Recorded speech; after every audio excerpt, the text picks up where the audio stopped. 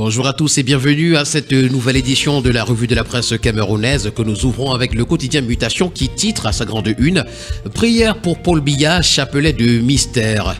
Les dessous de la célébration œcuménique avortée du 17 octobre, le gouvernement en ordre dispersif face à l'énigme à l'œuvre à Genève. Voilà donc des informations à retrouver ce matin à la page 5. Projet routier et autoroutier également, c'est 1800 milliards pour le triennat 2025-2027, nous renseigne également le journal à sa page 7. Nous continuons avec cette prière pour le Konkouma avec le journal à caractère satirique Le Populi qui s'intéresse donc au sérail ce matin. Le ministre Eyebe Aïssi, trempé dans des scandales fonciers, organise donc un week-end de prière pour Paul Biya. C'est l'information qui fait la grande une. En petite une ce matin, on parle des liens indomptables, une qualification au petit trou, c'est à lire. Le quotidien bleu d'Aman Mana le jour pour sa part ce matin s'agissant d'exportation du bois nous présente ce que l'Union européenne veut changer au Cameroun.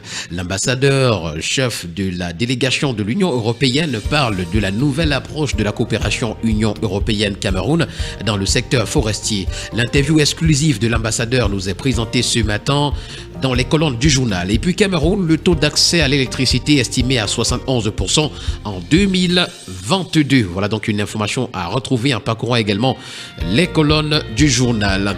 Le quotidien d'information républicaine, le drapeau en parle également lorsqu'il titre Progrès énergétique. Le Cameroun frôle les 71% d'accès à l'électricité. D'après le rapport de la Banque mondiale, le taux d'accès à l'électricité au Cameroun a atteint 71% en 2022, une hausse de 5,6% par rapport à 2021. Cette progression est la plus significative depuis 23 ans grâce à des investissements massifs d'Eneo, le distributeur d'électricité. C'est une information ce matin à retrouver en page 2. Et puis en page 4, on parle de trafic d'ossements.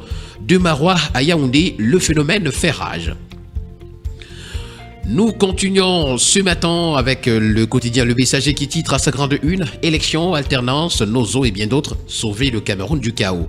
Président national du mouvement des réformateurs, MR, Samuel Bilon, dévoile son plan Marshall pour éviter la déchéance dans un contexte de fin de règne.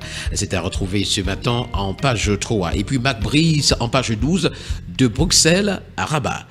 Premier bilan du sélectionneur des Lions indomptables qualifiés pour la CAN Maroc 2025 à retrouver ce matin. Le quotidien vert Émergence pour sa part, s'intéressant au transport urbain, nous informe qu'en 2 mois, c'est une dizaine de taximens tués. L'information est à retrouver en page 3. Nozo, l'éducation dans la spirale des attaques et puis électricité, le taux d'accès en augmentation en 2022.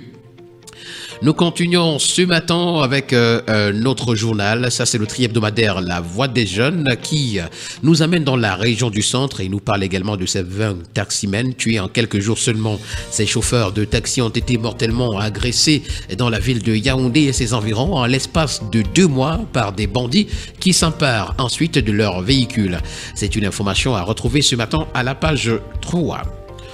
Nous continuons avec le quotidien L'Info à chaud qui parle de l'Assemblée générale ordinaire de la FECAFOOT prévue le 19 octobre. Elle a été annulée d'après le journal. C'est une information à retrouver en page 4. Audience du ministre d'État SGPR, Marbrice et son SP au Palais de l'Unité. Une autre information à retrouver ce matin à la page 12. L'hebdomadaire L'Expression économique pour sa part s'intéresse au domaine agroalimentaire et nous présente une alerte au jambon contaminé au Cameroun.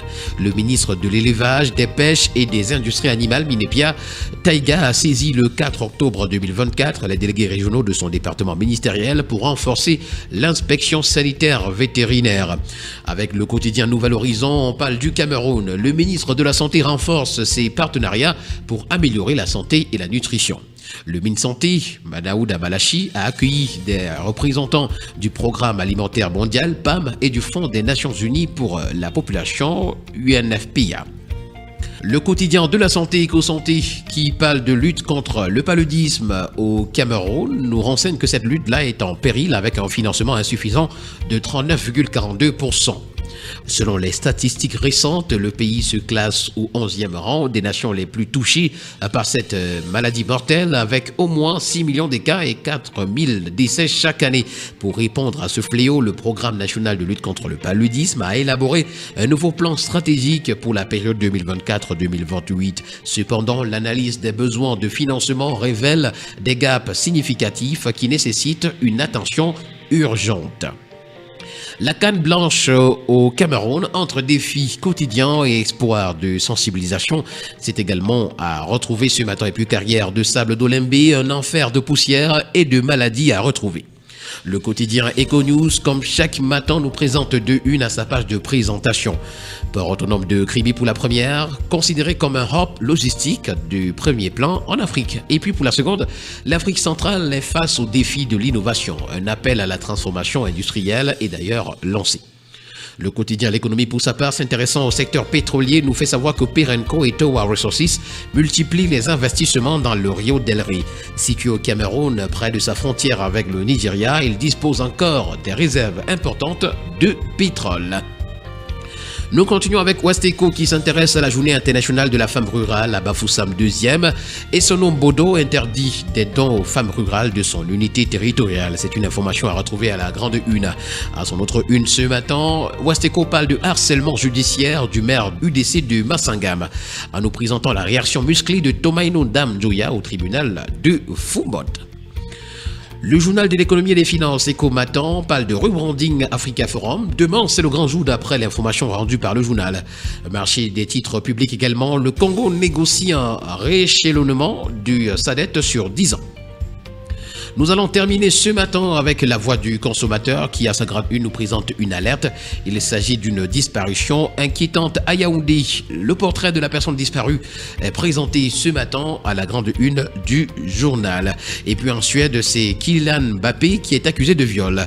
Faux étiquetage également, la date de péremption modifiée sur une denrée qui nous est présentée également. Voilà qui met en terme à cette sortie de la revue de la presse camerounaise. Mesdames et messieurs, merci d'avoir été des nôtres ce matin et au plaisir de vous retrouver demain pour une autre édition. D'ici là, portez-vous bien et surtout n'oubliez pas qu'acheter un journal, c'est participer à l'édification d'une société libre et transparente au Cameroun.